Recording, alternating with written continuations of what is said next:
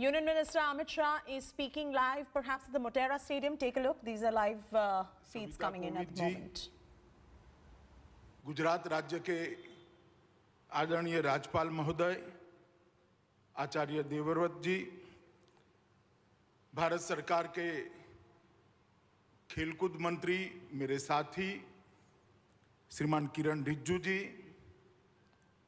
गुजरात सरकार के ऊर्जावान उप मुख्यमंत्री श्रीमान नितिन भाई पटेल जी, संसद सदस्य और जिन्होंने पूरे स्टेडियम की कंस्ट्रक्शन में बहुत योगदान दिया है, ऐसे भाई परिमल नथवाणी जी, गुजरात सरकार के मुख्य सचिव श्री अनिल मुकिम जी, एशियन क्रिकेट काउंसिल के अध्यक्ष बीसीसीआई के सचिव श्रीमान जय जी, श्री धनुराज नथवाणी जी और आज देश भर से आए हुए राज्य के सभी खेलकूद जगत के नामांकित व्यक्तिगण और उपस्थित भाइयों और बहनों, आप सभी को मैं प्रणाम कर मेरी बात की शुरुआत करना चाहता हूं।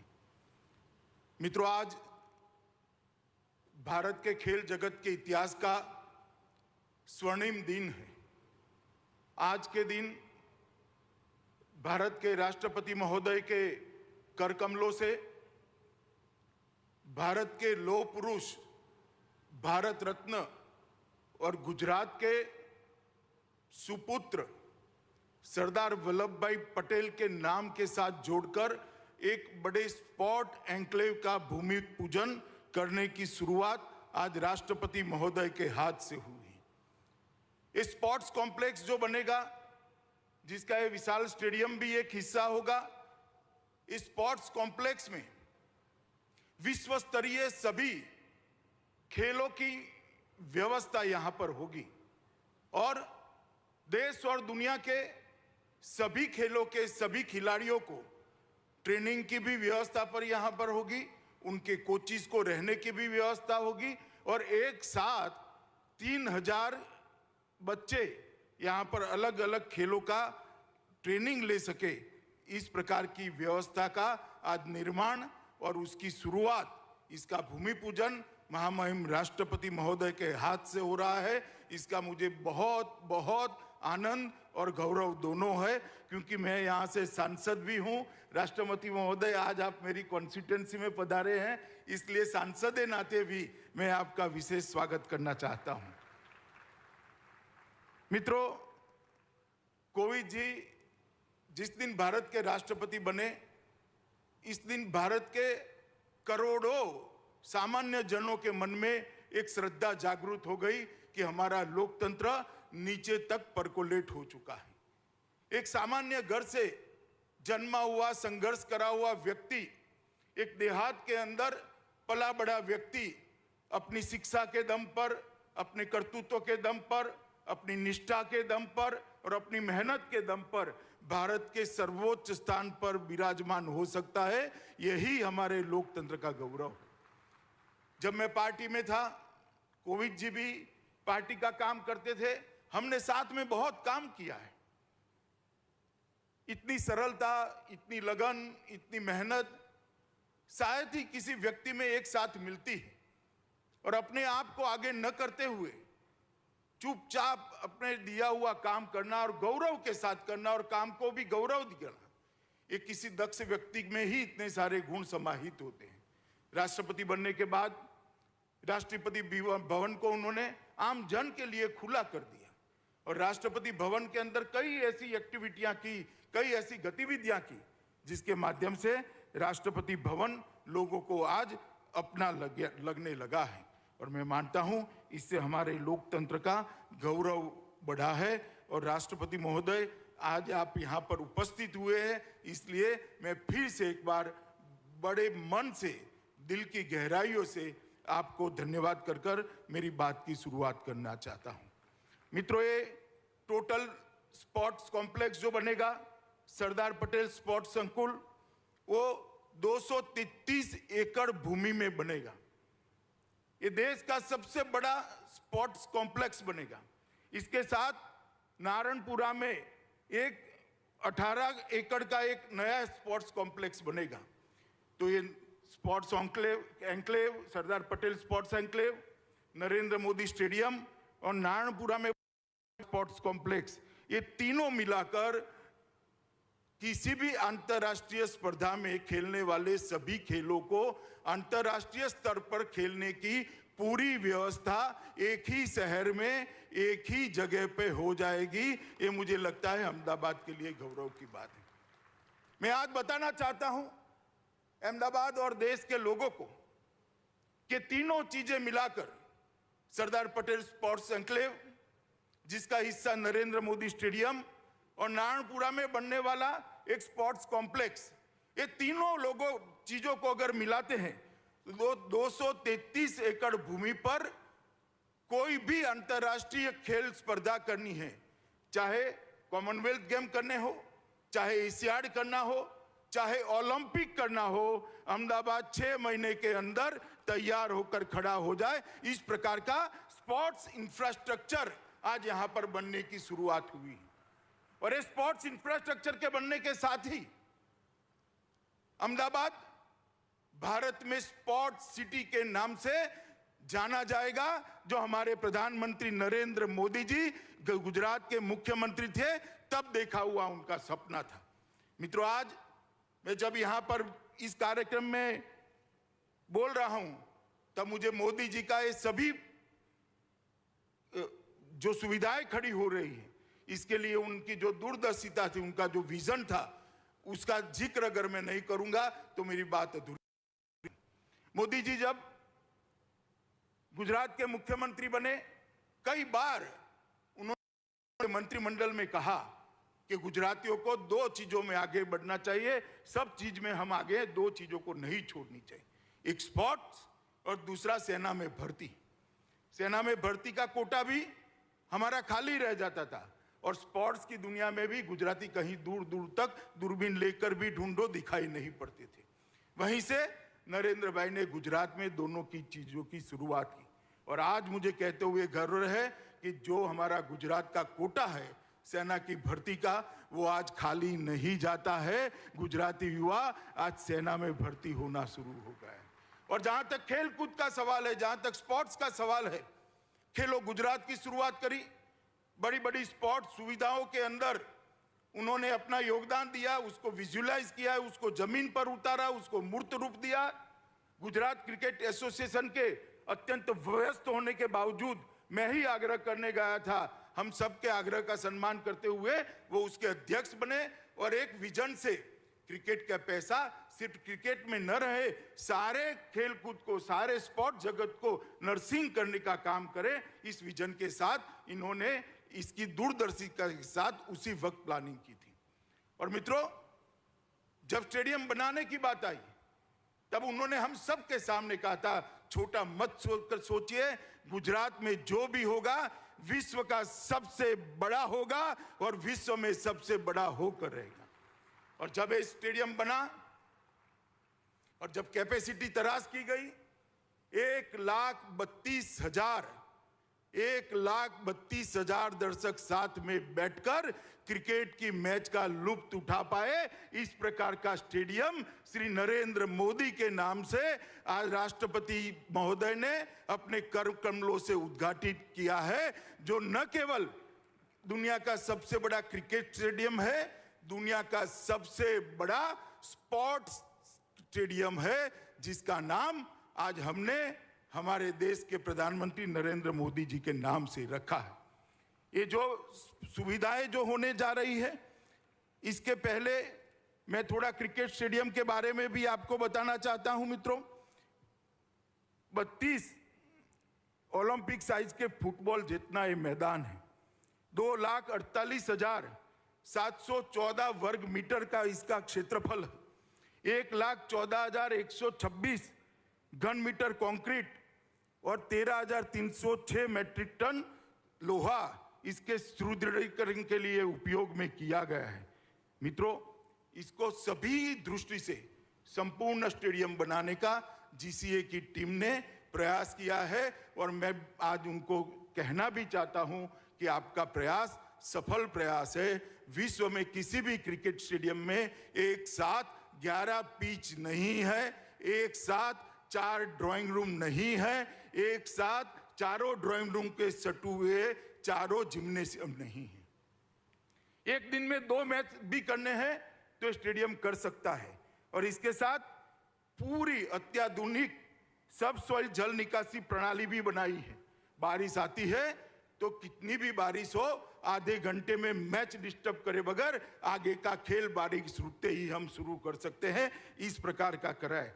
The field of play LED lights लगाए हैं, जिसके कारण खिलाड़ी की परछाई पिच पर नहीं पड़ेगी, खिलाड़ी की परछाई ग्राउंड पर नहीं पड़ेगी और क्रिकेट के खिलाड़ी अपना क्रिकेट बहुत अच्छे तरीके से खेल पाएंगे। और जिसमें 40 से 50% बिजली की बचत भी होने वाली है। मित्रों, जिस प्रकार का हाईटेक मीडिया रूम बनाया है, मुझे कहने में कोई झिझक नहीं है, ये दुनिया का सबसे बड़ा और सबसे हाईटेक मीडिया रूम है, जो यहाँ खेलने वाले हर खेल को दुनिया तक पहुंचाने का काम करेगा। खेल चाहे नरेंद्र मोदी स्टेडियम में खेला जाए, खेल चाहे सरदार पटेल स्पोर्ट्स एन्क्लेव के अंदर खेला जाए, वो खेल को प्रसारित करने की व्यवस्था ये नरेंद्र मोदी क्रिकेट स्टेडियम के मीडिया रूम में है। और हाईटेक मीडिया बॉक्स जो बनाए हैं वो भी अपने आप में एक बहुत आधुनिक प्रकार के बॉक्सों का सृजन मेहनत कर कर, प्लानिंग कर कर जीसीए के माध्यम से किया गया है। यहाँ पर आवाजाही के लिए बीआरटीएस से भी जुड़ने वाला है, मेट्रो भी यहाँ तक पहुँचने वाली है। और जब ये रिवर फ्रंट का एक्सटेंशन समाप्त हो जाएगा, एक सुंदर मां नर्मदा और साबरमती के नीर हमेशा यहाँ शांति और शीतलता प्रदान करते रहेंगे। इस प्रकार का एक कुदरती नजारा बनने का काम समाप्त हो जाएगा। और मित्रों, मैं इसके साथ में ये भी कहना चाहता हूँ कि स्पोर्ट्स कॉम्प्लेक्स के अंदर ही, नरेंद्र मोदी स्टेडियम के अंदर ही अलग अलग प्रकार के कई खेल को खेलने की व्यवस्थाएं की है, खिलाड़ियों को रहने की व्यवस्था की है और इसके कोचिज को रहने की व्यवस्था भी सरदार पटेल स्पोर्ट एन्क्लेव के अलावे करी। और इसके साथ अहमदाबाद शहर, गांधीनगर जिला और अहमदाबाद ग्रामीण जिला के 600 स्कूलों को हम इसके साथ जोड़ने वाले हैं, जिनके पास अपने प्लेग्राउंड नहीं है। इनके पास अपने प्लेग्राउंड नहीं है, बच्चों को खेलने की सुविधाएं नहीं है। अगर बच्चा खेलेगा नहीं तो हारेगा कैसे? वो हार को हजम नहीं कर पाएगा। जीतने का जज्बा कैसे खड़ा होगा? जीतने का जुनून कैसे खड़ा होगा? और ये संस्कार जो बच्चे में रह जाते हैं, वो उसको एक अच्छा मनुष्य बनते हुए रोकते हैं। हम 650 स्कूलों को, 600 से ज्यादा स्कूलों को, लगभग 650 स्कूलों को इस नरेंद्र मोदी स्टेडियम के साथ जोड़ने वाले हैं। 34 बसें उनको लाने ले जाने का काम करेगी। इनके सारे पीटी के पीरियड एक साथ कर कर सप्ताह में एक दिन बच्चा यहाँ आएगा, पूरा दिन खेलेगा, खाना भी यहाँ खाएगा और शाम को सुरक्षित अपने घर पर पहुंच जाएगा। एक कंप्लीट 3 जिलों की स्पोर्ट की सुविधा यहाँ पर खड़ी हो, इस प्रकार के विजन के साथ मोदी जी ने इसका स्केच बनाया था। मुझे आनंद है कि इनके बाद मैं अध्यक्ष बना, इनके बाद ये जीसीए की टीम यहाँ पर बैठी है, जय और धनराज बैठे हैं। इन सब ने इकट्ठा होकर आज मोदी जी के विचार को जमीन पर उतारने का काम किया है और नरेंद्र मोदी स्टेडियम देश की सेवा करने के लिए यहाँ पर है। स्टेडियम ऐतिहासिक स्टेडियम है, कई सारे रिकॉर्ड यहाँ पर बन रहे हैं, आज भी बने हैं। आज भी एक मैच यहाँ शुरू होने जा रहा है। पिंक बॉल का मैच पहली बार स्टेडियम पे खेला जाएगा और मुझे कहते हुए बड़ा आनंद है, मैच के रेफरी श्रीनाथ है। मित्रों, श्रीनाथ के लिए ये जो हमारा स्टेडियम, ये भूमि है, बहुत यादगार है कि उन्होंने यहाँ पर ही अफ्रीका के सामने मैच खेलते हुए 6 विकेट झटकाए थे और भारत को विजय दिलाने का काम किया था। इसी ग्राउंड पर 10 साल के बाद कपिल देव ने रिचर्ड हेडली का 431 विकेट लेने का वर्ल्ड रिकॉर्ड को तोड़कर भारत को वर्ल्ड रिकॉर्ड की तालिका में डालने का काम कपिल देव ने इसी भूमि पर किया था। और इसी भूमि पर सुनील गावस्कर ने पाकिस्तान के खिलाफ खेलते हुए अपने 10,000 रन समाप्त करे थे। इसी भूमि पर मास्टर ब्लास्टर सचिन तेंदुलकर ने 2011 के वर्ल्ड कप में एक दिवसीय मैच में 18,000 रन पूरा करने का काम किया था। इसी भूमि पर सचिन तेंदुलकर ने अपनी कैरियर के 20 साल भी पूरे किए थे। मित्रों, चेतेश्वर पुजारा भी यहाँ पर डबल सेंचुरी लगा रहे हैं, आज भी खेल रहे हैं। मैं तो आशा करता हूं कि आज उसको वो रिपीट करें और भारत को विजय दिलाएं। मित्रों,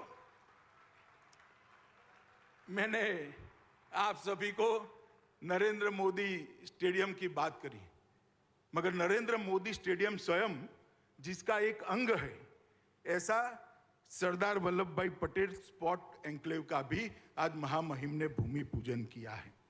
मित्रों, सरदार पटेल स्पोर्ट्स एन्क्लेव एक बहुत महत्वाकांक्षी प्रोजेक्ट है।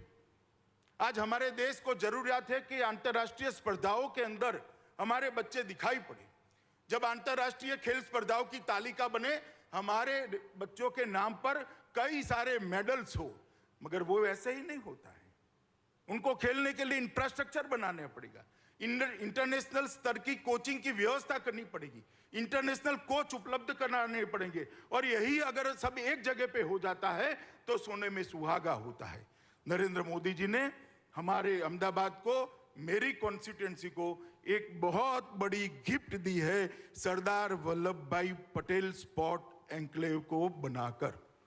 मित्रों, मोदी जी की सरदार पटेल के लिए जो श्रद्धा है वो अगाध है। सरदार पटेल का जो योगदान देश को आजादी के बाद एक करने में रहा, शायद सरदार न होते तो हम बिखर जाते, कहीं नहीं होते। सरदार का ये दृढ़ निश्चयी स्वभावी था कि जिन्होंने 600 से ज्यादा राजों रजवाड़ों को, रियासतों को एक करने का काम किया, मगर उनके साथ इतिहास में बहुत अन्याय किया गया। जब जब कांग्रेस का शासन रहा, सरदार पटेल को भुलाने का प्रयास कर दिया।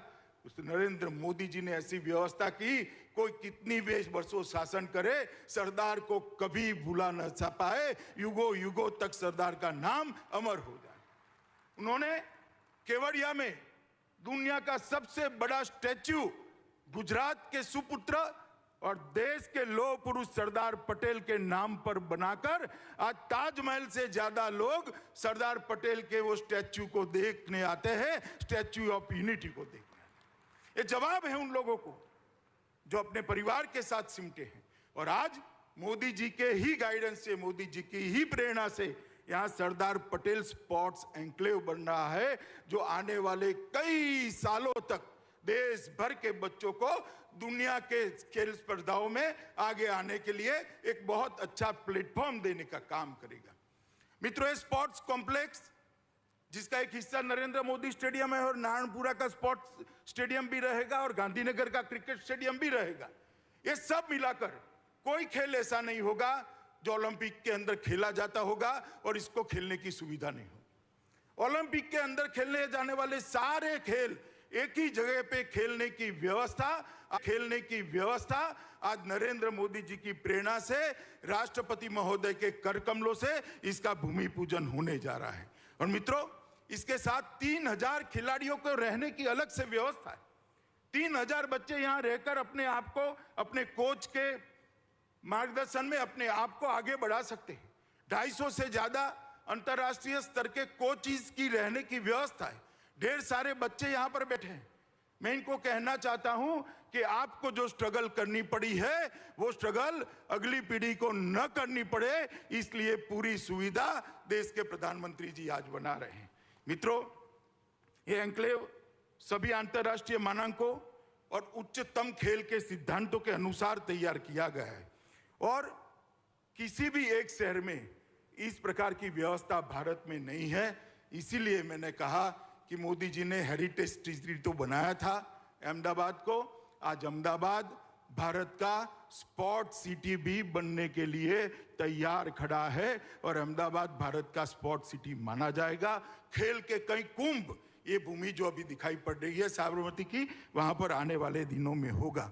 ये टोटल ये तीनों मिलाकर 233 एकड़ भूमि पर ये स्पोर्ट्स संकुल बनेगा और लगभग 93 लाख वर्ग फीट सिर्फ दाहिनी ओर है। स्टेडियम को छोड़कर 93 लाख 93 लाख वर्ग फीट का स्पोर्ट्स संकुल होगा। लगभग 4600 करोड़ रुपए की लागत आएगी।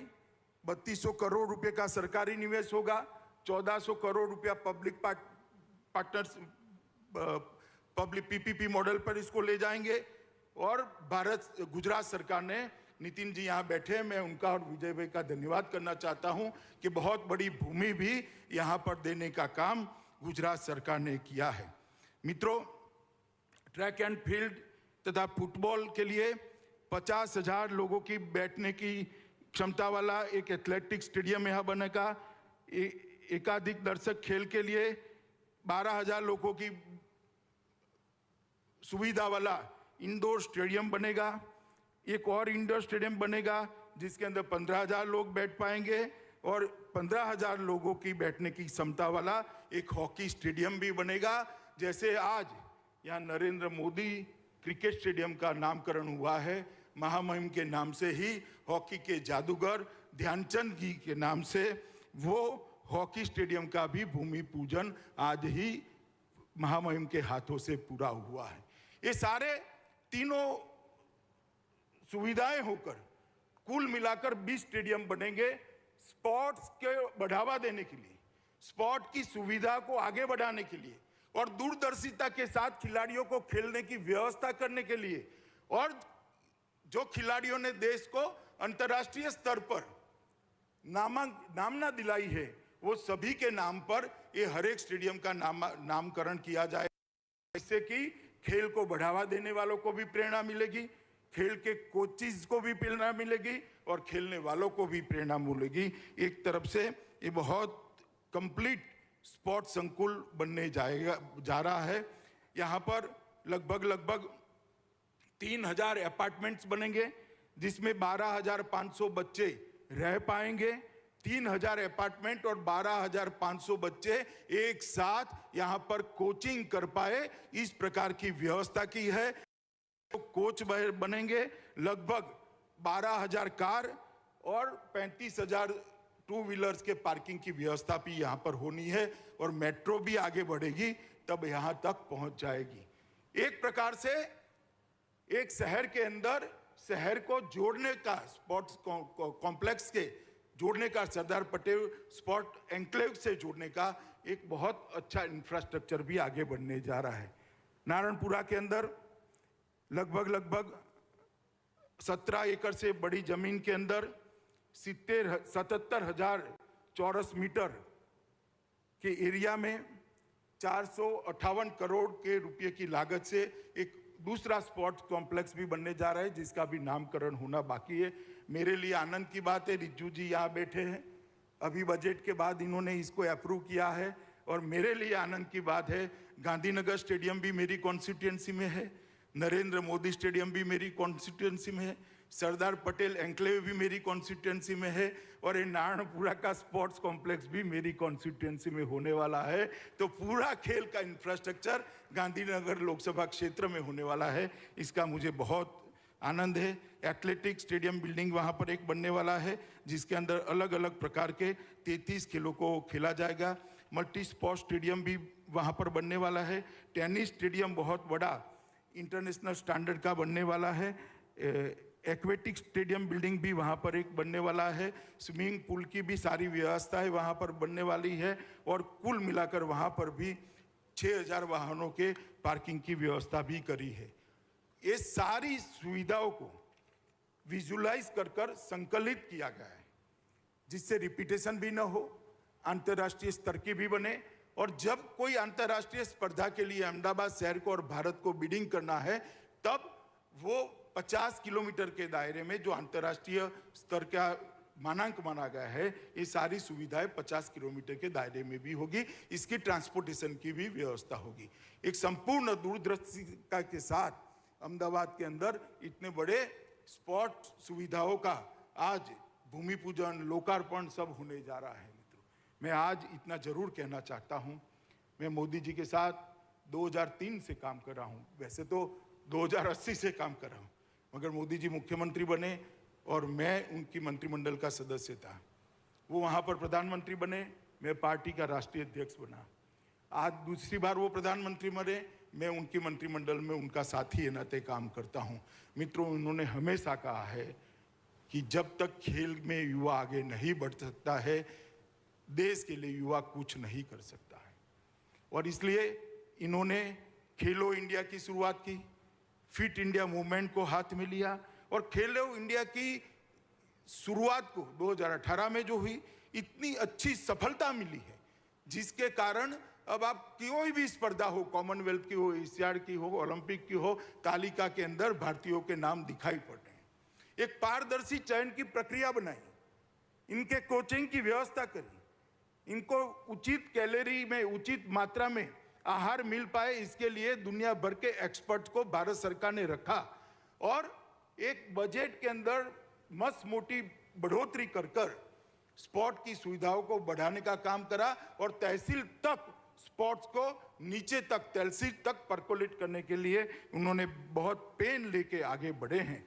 और मैंने इस बात को बहुत नज़दीक से देखा है और देश में एक स्पोर्ट्स यूनिवर्सिटी भी मणिपुर में उन्होंने बनाई, नॉर्थ ईस्ट स्पोर्ट्स में सबसे आगे होता है, वहाँ पर बनाई और आज अहमदाबाद में पूरी स्पोर्ट्स की सुविधाएं बनने जा रही है। मैं मानता हूँ मित्रों कि ये दिन अब दूर नहीं है कि आने वाले दिनों में एशियाड हो या ओलंपिक हो, हमें हमारे लोगों, खिलाड़ियों के नाम हर तालिका के अंदर सिल्वर, गोल्ड लेते हुए नजर आए। वो दिन भारत के लिए बहुत नज़दीक है। आने वाले 8-10 साल में ही इस सुविधाओं से खड़े हुए खिलाड़ी दुनिया के अंदर अपना जज्बा दिखाते हुए भारत माता को सम्मान दिलाने का काम करेगा।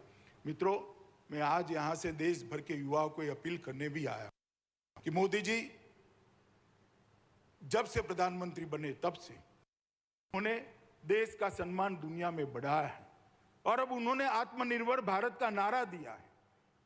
आत्मनिर्भर नारा का मतलब सिर्फ अर्थतंत्र के अंदर आत्मनिर्भरता नहीं है, हर क्षेत्र के अंदर निर्भरता होनी चाहिए और खेलों के अंदर भी आत्मनिर्भरता होनी चाहिए और खेलों पर भी, खेलों की दुनिया में भी भारत का नाम दुनिया में सर्वोच्च जगह पर रखने का लक्ष्य लेकर हमारे युवाओं ने परिश्रम करना चाहिए। जहां तक इंफ्रास्ट्रक्चर का सवाल है, जहां तक कोचिंग का सवाल है, जहां तक एक वायुमंडल बनाने का सवाल है, मैं आपको मोदी जी की ओर से गारंटी देता हूं, नरेंद्र मोदी सरकार 1 इंच मेहनत से पीछे नहीं हटेगी। चाहे इंफ्रास्ट्रक्चर देने की बात हो, चाहे वायुमंडल देने की बात हो, चाहे प्लेटफॉर्म देने की बात हो, मगर हमारा युवा आए, खेलों को अपनाएं, खेलों को अपनी कैरियर बनाएं और आगे बढ़े और दुनिया में, खेलों की दुनिया में भारत का नाम रोशन करे। और आज ये जो सुविधाएं यहाँ हो रही है, मुझे बहुत आनंद है कि ये एक शुरुआत है, अंत नहीं है और हम सबका सौभाग्य है कि शुरुआत करने के लिए हमारे महामहिम राष्ट्रपति स्वयं पधारे हैं। उनके प्रेरणा से, उनके करकमलों से आज जो यहाँ पर काम शुरू हो रहा है, ये निश्चित ही दुनिया में भारत को यश दिलाएगा, दुनिया में भारत को विजय दिलाएगा और मोदी जी का जो आत्मनिर्भर भारत का सपना खेलों के क्षेत्र में भी होंगे। मित्रों, फिर से एक बार अहमदाबाद के सभी लोगों को और देश भर के खिलाड़ियों और खेल प्रेमियों को सरदार पटेल स्पोर्ट्स एन्क्लेव और नरेंद्र मोदी स्टेडियम का सबसे बड़ा स्टेडियम है, इसके लिए पूर्वक की सबको शुभकामनाएं और खिलाड़ियों को बहुत देता हूं। और जो 650 स्कूलों के बच्चे यहाँ खेलने आने वाले हैं, उनके माँ बाप, उनके अभिभावकों को भी मैं अपील करना चाहता हूं कि बच्चे को मैदान में खेलने दीजिएगा, मिट्टी के अंदर छोड़िएगा, तभी जाकर वो सफल नागरिक बन पाएंगे। हार को पचाने की आदत पड़ेगी, जीतने का जज्बा आएगा, जीत की आदत पड़ेगी तो जो काम करेगा उसमें वो आपका नाम रोशन करेगा। सभी अभिभावक खेलों के लिए अपने बच्चे को ये स्पोर्ट्स कॉम्प्लेक्स और नरेंद्र मोदी स्टेडियम के भेजने का संकल्प करें। यही अभ्यर्थना के साथ मैं फिर से एक बार महामहिम को मेरी ओर से धन्यवाद करते हुए मेरी बात को समाप्त करता हूं। भारत माता की जय। There you go, Sardar Vallabhbhai Patel Stadium in Motera.